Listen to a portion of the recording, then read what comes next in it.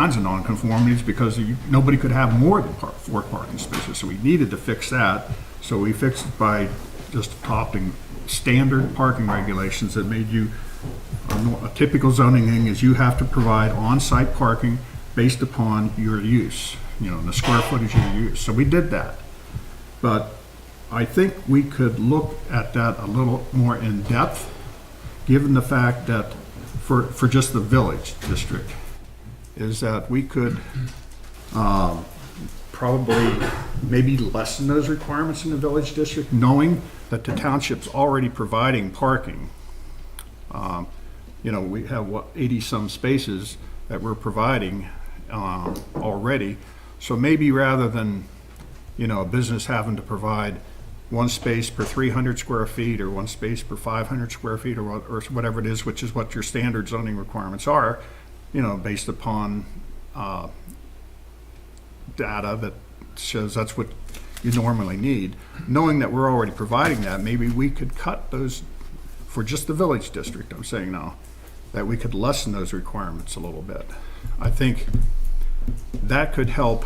It's not going to help every property, but I think that could help some properties in being more compliant with our regulations. But we have to be careful with that because, we still want to keep the residential uses. So, I'm looking at, I personally don't like the idea of allowing to count our public parking for individual businesses. I don't like that idea. To me, the public parking is for all the public, where it's be this parking lot or anywhere along the street. Oh, not restricted to business, yeah, right. Right, I think anybody, but I think maybe we could make up for that by lowering the requirements. Now, I think the fix we did in 2018 was absolutely necessary, but I think we could look at that a little more in depth and maybe refine that. And we could look at it in a couple different ways, either for the whole village district, or maybe we break the village district into a couple segments or something like that. Have a village central district and an outer village district. There's different ways we could do that. So I think we can help with this.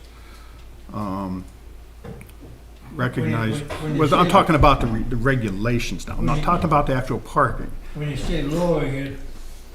Meaning, let's say you have a business, and let's say right now, our zoning would require you have 20 spaces because of you're going to have a business use of some type. And maybe we could change the requirements so that rather than requiring 20 spaces, maybe they'd only need 15 or. You change the ratio then? You change the ratio. Because the brewery has 1 spot for. I'm talking just for the village. Yeah, but the ratio is there, you would do 1 spot for 200 square feet or 1 spot for 300 square feet? Based upon the use. I mean, the zoning requirements. And stretch that use out. I don't know if you could spout those off real quick, but, we have, like residential, I think it's probably 2.5 spaces per. For residential, two per resident. 2 per residence. Most, like a medical office is usually 1 space per 250 square feet. Okay. A commercial business is usually like 1 to 300. More industrial use might be 1 per 500, 600. It depends. There's a whole list of it. And I'll be honest with you, I don't know what our ordinance says I right have now. it pulled up if you want to know. So what I'm saying is, and that's for the whole township, and I certainly don't think we should change it for the township, because generally, especially when you get in your commercial district, you need that on-site parking because you don't want it spilling out onto your state roads or your busy roads. But maybe in the village district, knowing that the township's already providing a lot of parking, maybe we could lessen those requirements just in the village district. Well, then do we wait till the new lot is built to decide if it's? No, I'm just saying, this would be a regulatory change. Okay. So it'd be an ordinance amendment. But the new lot is also going to affect The new, parking. the new, And Lots. we won't get a handle on where those people go if they park and live up in Royal, or if they park and go to a business. We won't know where they go. But I don't think. yeah, but again, that's the same thing. We're talking 2 separate things. One is where do people actually park, and is there a parking problem? And generally outside of, special events, we don't in Bollesburg most of the time. I've never, normally don't witness that most of the time. There's certain times a year it gets a little tough trying to find a parking spot, but but generally I don't see it's a problem right now. Now I would never say that you just don't have any requirements, because then you put yourself in a position where you could get in trouble if you allow it, and then several businesses could come in, develop, not provide any parking, and all of a sudden now we're in trouble. But I think right now, knowing that we've provided 80 and we're going to have some more, and our official map maybe can get us up over 100, maybe we could lessen those requirements. And it's not something we could do quickly. I mean, we'll have to have our staff kind of analyze it and look at, all the spaces within the village district, and look at what would happen if we reduced the parking for the village district by 20%, 50% or whatever, just for the village, and what would that do? So, and it's, like I say, it's not an easy thing to look at, because we also want to be careful that we don't, create a problem for the more residential type properties within the village. It would be nice to know when that lot is full, where those people go. If they go downtown to shop, or do they go to the home up Memorial? But see, the thing with, Denny, the thing there is, that I look at is, it doesn't matter what our regulations are, it doesn't matter what our parking requirements are. When somebody a resident, instead of parking on their lot, they can park in the street. Yeah. We can't control that. Right. All we can do is say, here's what we're providing, and then the people. For example, if I own a business, and to Sedalia's point, I know how much a parking space is worth to my business in sales a year. If you've done your due diligence, I know every parking space is worth so many sales dollars. I also know that every parking space on the street is worth less sales dollars, because people have to walk. And that's going to decide for a business, do I want to allow on street or let people not have any on my site? And that's going to be a business decision. That's not something we need to get involved with. All we can do is have a fair regulation that allows everybody to do what they can do, and have the businesses here that we want to do. Yes, Mark, go ahead. You had a comment from Zoom. Oh, go ahead. You want to read that? Yeah, who's this? It's from Jenny. It says, lessening those requirements will lead to problems for the hypothetical new businesses who won't have enough township-provided parking for free. How much more parking can the township provide for businesses in the village and not impact village residents? That's a good point. That's a I very think good that's question. Yeah, I mean, I was sitting here thinking, well, suppose we just say, we just remove parking requirements. You can open a business and we don't require you to have any parking. The impact of that on residents could be huge. Yeah. I mean, again, I do think we need to expand our scope a little bit. There's parking, I'm not asking people to come park in front of my house, but there's parking in front of my house. What's your address? Yeah. All right? Yeah. You gotta sell the Jeep first. I'm giving the Jeep away. So we need to, frankly, it seems to me that there's a lot of people who just plain don't want to walk more than 50 feet or 100 feet. I don't know about you folks, but I could use a few more walks. Knock it off. Amy also is. Oh, Amy has her hand up. Amy, what do you have? Hello. So I just wanted to bring something up, and I think it's kind of been touched on a little bit already. So our village is really not a commercial village, right? It's not like, I worked in Elizabethtown Borough, which had a central business district. That was a central business district, and that's what it foremost was for. There were some residential properties, but its aim was commercial. Our village's aim, it's been in our residential zoning district regulations within the same ones as R1, R2, R3 for all these years.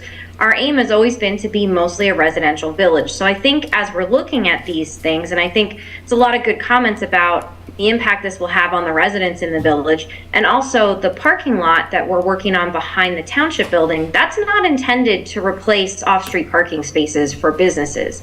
That's intended for people that are coming to the village to visit a business, to have a place to park and to go visit. So I think the parking regulations that we have now have worked really well in helping us keep the scale of the businesses to scale that fit what we have now in the village itself. So that's just something to consider. Frank, one more thing. When Kent was mentioning the change that we did from 4 parking spaces to what you're actually able to provide, one thing we did with that amendment is reduce the parking space size to allow for more parking. They were a minimum size of 10 by 18, and we reduced that to 9 by 18.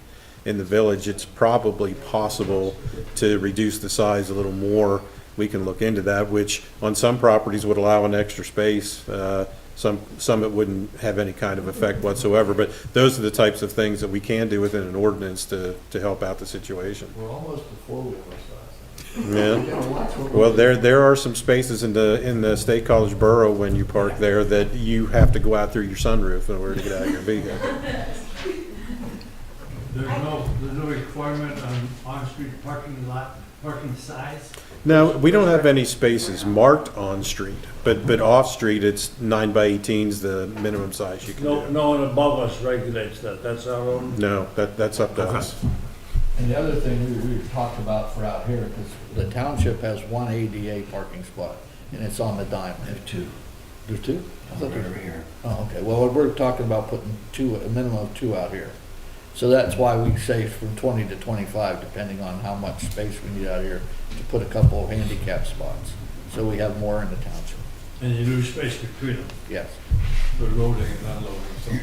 I have one question. yes. I do like where you're going with the idea of modifying some of the regulations, but in modifying, and I think that's great. I don't think it's going to all of a sudden bring all these businesses in. I don't see that happening, because even over the years when we didn't have these regulations, or we were a little more open, I didn't see a whole bunch of businesses pouring in. So I feel protected any way you look at it, but I really think that in viewing this, you have to remember the diamond and what's happened to the diamond, and the fact that, there's nothing that those buildings can do. And I think that there's nothing that you could say that would ever give them parking on their lot. So in considering what's happening in changing out a separate zone or changing out this or whatever, I would encourage you to take a look at some form of overlay for those buildings to maybe make it easier on them. Because right now they're kind of stuck. I think we do have, maybe that the village zoning district is it's not the right mixture. I mean, we've got the diamond and right around the diamond, which is pretty much a commercial district within so many, feet of it. We got West Main Street out from there that's in the village zoning district, but it is primarily residential. We have areas outside the village zoning district that are easily accessible to the village zoning. Again, don't park in front of my house, but it takes me 2 or 3 minutes to get to Duffy's. It's accessible parking. And so I think our current district may be limiting us on both ends.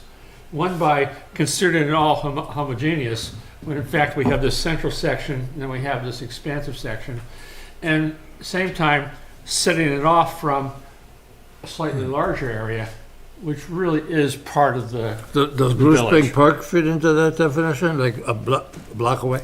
It does sometimes of the year. If we're talking Memorial Day, people are parking down there. People are parking all over the place if they want it bad enough. I think I'm hearing the crux of the problem. And we have, right now, we have properties that are non-compliant because the diamond, they just can't provide parking. And we probably ought to look at something immediately that we can do to relieve that. That may be a small step, may only take a little while for the planning commission to hash that out. But then on the long term, how do we break this up? How do we put zones or whatever we're gonna do, or make the whole district and adjust the regulations or change the district, whatever we gotta do? That's a longer fight. That's gonna take a while. because, you know, you're gonna a lot of things you're gonna have to research here to make that happen. So that's kind of what I'm seeing. Kent, is that kind of where you're coming from on Yeah, that? it's just a matter where, if you were gonna create an extra zone, you know, whether you call it an overlay, or do you just have your typical zones, you know, maybe one call village and call the other, village central, or whatever you wanna call it. And like I say, and then you could have two different sets of regulations. By doing that, maybe if you allow that more central district a little more flexibility, yeah, the impact is something the Mark and Todd would have to look at, is what would the impact be if all those properties developed to their maximum extent? How much burden would that put on the township for providing parking if we lessen the on-site parking requirement? And they could probably come up with a number. I mean, you've kind of done that now. You're saying we're deficient about 80 and we got about 80 public spaces, and that's why we generally do okay. And so we could look at that long term, is if we allowed all those businesses within the central district to develop fully, how many extra parking spaces would that push us into if we still required some on-site parking, or had them, you know, do shared parking or something else like that. And we could analyze that, and then we'd know to some extent what our possible long-term, I know Denny, you were concerned of what's the long-term impact going to be. We don't want to create a situation where you don't have any regulations and then all of a sudden businesses come in and just, you know, they put you in trouble, and then you have a lot of problems, and it's hard to Does fix the that. Oddfellows building down to the dog groomers have parking in the alley, rear entry parking? They do, one or two of those buildings back there do have parking lots, and I think there are some agreements as to That would be, different buildings sharing the the parking. chocolate shop and the financial planning business, and they have parking. But all those were developed at the time that we had the no more than 4 space requirement in place. Yeah, well, Danny brought up the Oddfellows building, which is exactly where I was going. The west side of the diamond, are those properties really highly restricted in use because of the amount of parking they can't provide? Yeah, And so can we address that, as in, I like the idea of a central business district, and maybe work on some way of, you know, we are doing the shared parking deal, you know. It seems to me that those businesses could really benefit from that if we could get them spaces close by. Now, that being said, what we're really worried about here is you don't want employees parking on the street. Yeah. That's the most important thing. So in order to make that work, you might actually have to do some enforcement of getting employees to register their cars, so somebody has to see if they're parking on the street regularly, which we don't want to happen, because we want to leave street parking available to customers that are wandering around the village, and not employees that are staying there all day. So, you know, we really need to think outside the box and come up with an idea that's going to make those properties viable for business. Yeah, I'm not sure that's legal. I was gonna say, how would you do? I mean, a business owner can tell his employees, you're not allowed to park here, or you are required to park here. Oh. But I don't think a municipality can say, the general public can park here except anybody that works there. 2-hour parking. I mean, like, you gotta think, the borough blew up since I've lived here. You know, I grew up here. I'm in my 60s, right? And, you know, for a period of time, the house that my parents own now, that my father lives in, when I lived there in the late 80s, everybody was parking on the street in front of, I couldn't park in front of my own house, ever. And finally, they brought in a parking permit deal, you know, for residentials could park there whenever they wanted. You get a stick, you know, assuming it's during the day. And if you wanted to park there and, you know, walk from there, you'd have to buy a permit and have it on your vehicle. Guess what? There's no problem with being able to park in front of the house. And it's a 2-hour zone, and you can park there for 2 hours without anything, but we still don't have any, there's no problems anymore. So, who dreamed up all these ideas? And, maybe we've got to face reality and go there for a little more regulation and enforcement of a system instead of just worrying about spaces and how we're going to provide them. Where do your employees park, Tracy? We provide parking behind Duffy's. We've actually created a Okay. spot that is now mulch covered at this point for them to park. Gary McShay has been very, very kind to us in allowing us to park in front of his garage. But I Oh, the would, white telephone building? Yes, Okay. yeah. I would discourage any kind of permit parking, and this is why I would discourage it. You have a business like Duffy's for 2-hour parking, somebody gets inebriated and has to call an Uber, and this happens a lot. They have to call an Uber, a cab, or whatever. Where are we going to put their car? They're going to get it towed. I don't think that this is a great, not just for my business, but I don't know. I just really. But again, you don't have to have the 2-hour parking all the way down to, Bowl Avenue on Main Street. You can restrict it to a certain point.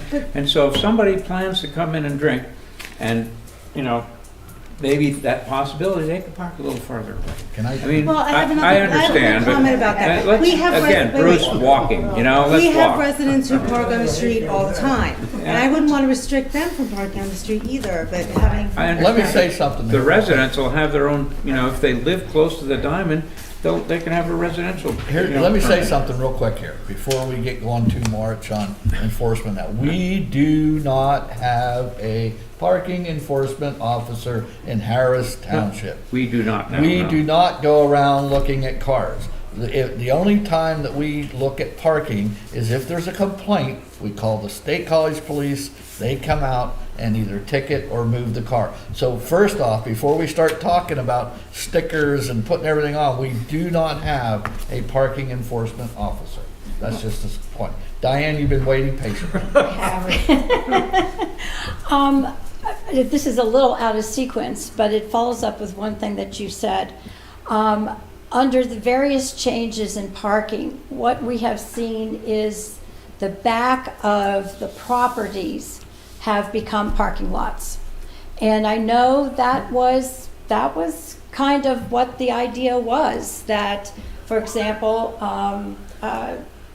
the optometrists, the Elaine's, as an example, that was a private home at one point, and now it has 5 parking spaces. So my question to you is that what you want to do? Do you want to force so that there are no lawns, and, that for businesses, they have the option of basically taking the lawn off the property? I'm just asking you to think about They that. don't have that option. We have impervious surface limits in every zoning district, including the village. So nobody can pave over and build over all of their lot. And as far as, I think the goal that we're looking for and what we're hoping to get out of the planning commission is a level playing field. Give us regulations that, a business can operate, residents can operate, they can work in harmony. I don't want to start, well, this can do this, or we're gonna change all these things and make us, have World War III going on for parking and everything and stuff. I lived on an old street when I was growing up. It was row housing, and every time somebody'd move their car, somebody would go and bring it, because it was closer to their house. They would get down 5 spaces and bring it in. So if you left the house, you lost your space, Every action has an effect. Yes. And that was just one thing I wanted you to do. Because that's what happened. So- The early villages here, Central Hall, Belheim, Pine Grove, were designed with houses in the front, gardens in the back. Well, before we go, That's how we have spaces. Horses in the back. Yeah. Here, before we go any further, I'm not here for the planning commission. I hear from Kent. I've heard from Bob. What do you got? You're sitting there. What else do you want to know? What are you guys thinking? Could I get some information there? Go ahead, Sadai. I'll just ask another, maybe a comment or ask a question. Yeah. I would say, so as far as surveys, has there been a residential survey sent out to find out what businesses, who are home-based businesses, for example, what are they doing in terms of parking or any other type of non-traditional businesses? No, I don't think we've done a survey that I know of. maybe that's a step you guys may want to take. Come on, planning commission. Amy, Jeff, Chris, come on, somebody. Nobody, Bob, I can always rely on Bob. Well, I guess the question is, go ahead. Told you to bring that mic to your seat. Doing pretty well. Thank you. I like the process we used with the official map. All right, having a large room like this and trying to solve a problem with 20 people or something is very difficult. I would like to almost say, all right, let's get a smaller group of people together, okay? Because when we had the official map group, we had planning commission, we had Mark, Amy, Park and Recs, and we sat down and we looked at what we thought would be a great plan to come up with, or a plan to come up with for parks and bikes and trails.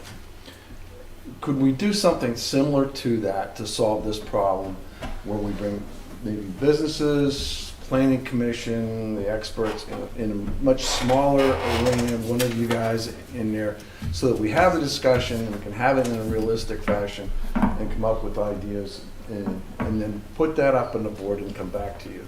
Okay, I think you're on something there, because this is not, there is precedent from the planning commission. I mean, we've had an ad hoc commission for the small area business plan, the map, we've done this. This is not something, so if that's what the planning commission wants to recommend, that we appoint a board or whatever, then we can do that. But I guess my question for tonight is, and we're coming up on an hour and I don't want everybody to be here all night, just, does the planning commission have a good sense of where we'd like this to go? I guess that's the question. Amy, you only got 10 days, Amy. What do you need now? I'm a short timer.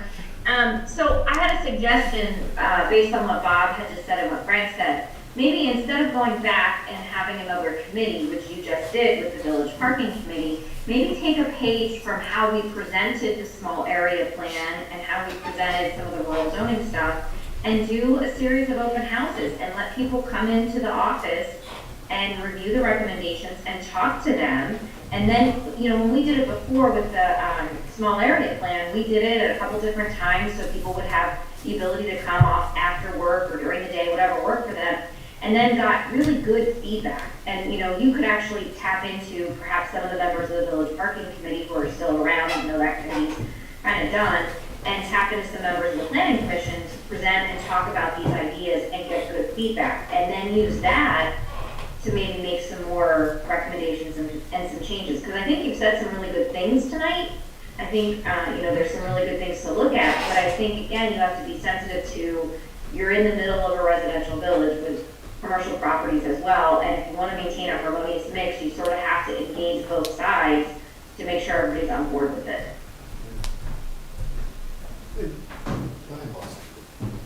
The other thing, Just take a chair and wheel over. Drop it. The other thing, I realize we need to go back and revisit stuff on a regular basis and refresh things. But we do bring back, we've had committees take a look at this on a fairly regular basis, and now we're bringing it back up again. So I understand there's some tweaking that needs to be done here, but if we're going to continually go back and revisit every committee that we do and every action that they take, we spent how many years putting together the village district, right? And that study, it was a wonderful comprehensive study. And we go back and tweak that. Well, that's okay, but if we're going to do that with everything that we do and question everything we do, and there isn't we're not in a disastrous situation with the district right now. It's like, okay, what do we really need to do here? So I question the need, I guess, is the biggest thing, because we just completed it. Other boroughs that were visited, how much investigation was there, in-depth investigation was there about a potential similar problem in any of those? Well, a lot of those boroughs and municipalities that we looked at, excuse me, had a lot more on-street parking and more parking available than what is available here. They had side streets multiple blocks away from their core area, so their ability to provide parking for their business district was a little more simplified. Some of these though had some very, I think, innovative ways of trying to address how they require parking, and in some cases where they allow non-residential uses, which is, I think, why the discussion about maybe taking a look at the village again as a whole and say, really, if we were going to draw boundary lines around the districts today, and what would those districts be called, how would they operate, might look different. And a lot of that was based on, I think, what we saw in these other places. And a lot of these are much larger than Absolutely. proper, like Yeah. Kansas Square. Dennis, something Limits. interesting to point out is the street that went through those districts that are in Mark's report were more like Bull Avenue or Baker. They weren't Main Street. They were Yeah, highways. that's what I mean. So there's not a direct comparison, but that's the best we could find. I know Linnets, and this is a busy place. No, they have all the off-side streets, but I'm just gonna make a recommendation that we ask the planning commission to put something together and let's, put up a straw man. Let's take some pot shots at it. But we're bouncing around ideas here. We need something concrete to say, well, that I like, I don't think is gonna work. And then having the public forum and stuff and have people, we need something concrete to look at. Go ahead, Jeffrey. My question to the supervisors then is, how far are you guys willing to go? You gonna spend any money? We're spending money in the parking lot. Well, you took down a shed, you're gonna have that, but are you gonna put parking on both sides of the road? You're gonna do, are you gonna find more parking spaces? Because the issue is, the houses are so close together, there's no parking. Businesses there, they're jammed together, no parking. You have way too many cars for the amount of land that you need to handle this problem. So the supervisors have to come up with an idea to find more land for parking. That's really the only answer you have for this problem. Acquisition or Yes. lease. Well, that sort of takes us back to what the agenda says. Frank, that sort of takes us back to what the agenda says. What should be the mix of residential to non-residential uses? And we've talked an awful lot about parking, and we've talked very little about what that mix should be. And I like what Bruce said, I think that we're on the right track here. Let's get something to us, and if it's, it could be leave it the way it is. I mean, if that's what you tell us, and we would discuss that and move from there. If we want to do something, then we would send it back down and say, no, please look at this. But, whatever you guys can come up with that you think will address the issue, then send it to us, and then that way we can at least get it started. Well, some of the recommendations do that non-fiscally. The church and the fire department, that's a non-cash issue for the township. We wouldn't put any money into that. But see, I don't think we want to rely on private stuff, because that can change Oh, tomorrow. no, that's right, but I think we have to do it based on what we have publicly but the now. option is there now in the short term to use that. I don't think that would be a non-cash or cash issue either, because even if you were to use those properties, you would have to improve the sidewalks, you'd have to do handicapping, and you'd have to have a light. And cameras. Cameras. We're putting cameras out. Go ahead, Chris.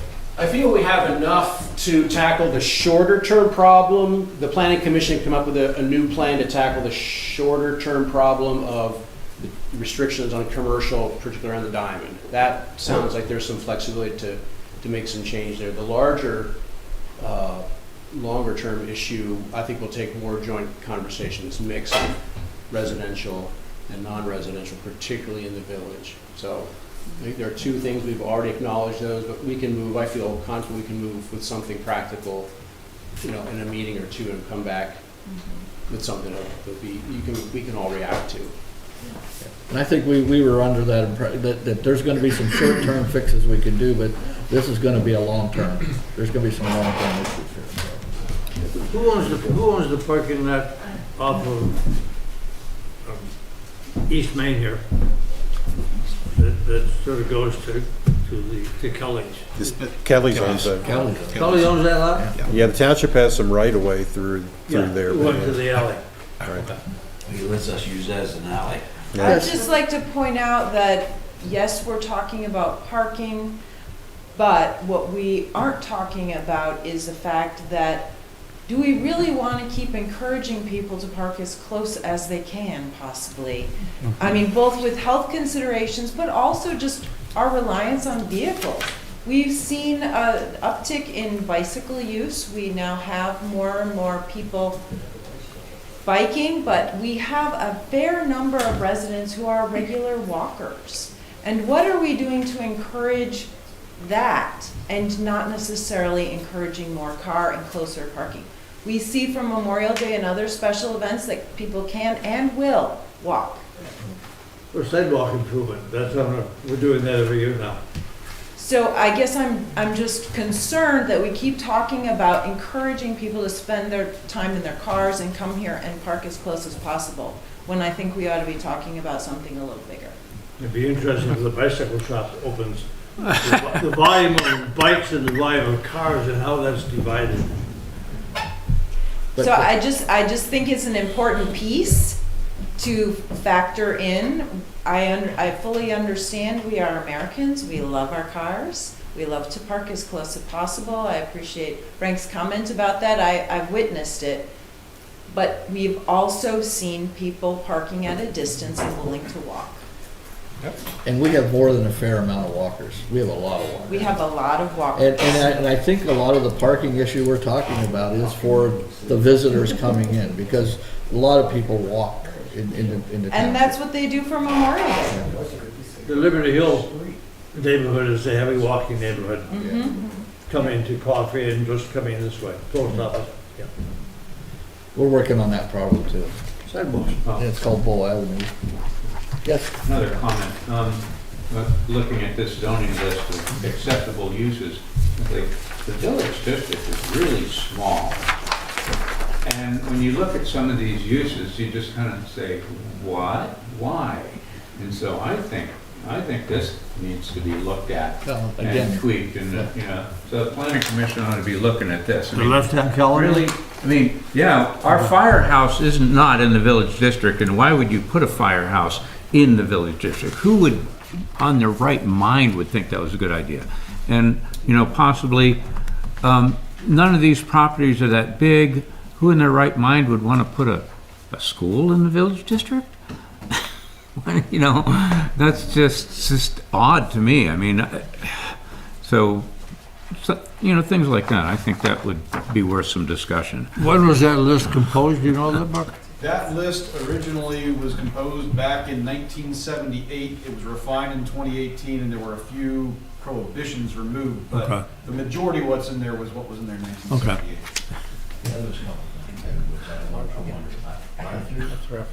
Well, drive-throughs, you can't legally restrict a fast food restaurant. That's what was illegal, was fast food restaurants were prohibited. And you can't really... They were prohibited. They were prohibited in the 1970s, Yes. but you really can't treat a business based on whether or not they have disposable packaging. We would have lost that if, a sandwich shop, for example, couldn't be operated if they wrapped up a sandwich. You'd be in trouble. That might be part of the long term. The planning commission might look at what the uses are. Yes, The one thing that hit me, I was under the assumption at one point there was no 24-hour businesses allowed. I seem to remember that. Now, that may have been pulled out or I remember one time there was no, Ruth Corder telling me, and she's been dead for how many years, that there is no overnight 24-hour businesses allowed. But I don't know how they got made. They didn't want that or something. They probably didn't encourage it. They've been in the 1975. I don't know. When she said about that, I was kind of surprised. I thought that was there. We had one 24-hour business, but now we have none right now. Yeah, the convenience store regulations that were adopted whenever they were adopted 70s, 80s, said that you couldn't have the store open past 11 o'clock. Okay. And that's no longer anything that's defensible. No, I agree. I don't know that we want 24-hour. This new one can stay open 24/7? Yeah, I No. don't think that, No. I don't think that we can regulate that. Does it or does it? I don't know if it does or not. No, it does not. They're open soon after 5, I know that. Well, I think we've had a very good discussion here tonight, and I think that we've kind of hit it on short and long-term issues. And I think if the planning commission can tackle the short term and send us, like Bruce says, some kind of proposal, then we can take it from there. And if you guys all get together and send us up and say, we don't want to do anything, then I guess that's what we'll have to consider. So, Move we adjourn. Are we? I have a wait, motion. Okay, go ahead. Well, we're asking for comments are not on the agenda. Since this is a planning commission, I would suggest that the planning commission, it's been instead of spending all your time on parking, which I've made a observation that there's no real solution to that. About 2 years ago, we've got some pressing issues, and I know they're on your agenda, and I hope that you move those up. Is the one, the sign ordinance. The part of the sign ordinance that I think is important is the illumination part of it. And also you're working on illumination ordinance also. And I think that we need to move on that because there's a lot of pressure coming in here, especially in our new village commercial area, that if we aren't careful, we need to start something so that businesses come in here, they're going to regulation point because they're coming fast. And we've already got three that we didn't expect in the last year. We've got the bank conversion, and we've got the gatehouse conversion down there. We didn't expect that. I think we'll be okay on that. But then we've got property on the other side of that is for sale, or could be for sale, or is for rent. And along 322 beside the Unimart, we're going to get some pressure on us. The price of land is going up. They want to be here. We need to be prepared for them. We got a new breakfast place. And we do. Unfortunately, don't need any, it's daytime, so we don't need any signs. well, but The thing is, I guess my emphasis is, Yeah, point of order here, Bud. I got a point of order. This is something that is on the work plan, and I do know that they are working on that, so. well, my concern is, that don't waste a lot of time on this parking, there's no real solution, nobody's gonna be happy. It's your meeting, guys. And then, let's move a little bit more proactive on lighting and the sign ordinance. That's my caution. Do you still have your motion, sir? Yes. I have a motion to adjourn. Anybody else objecting? Have a good one, guys. Thanks for coming.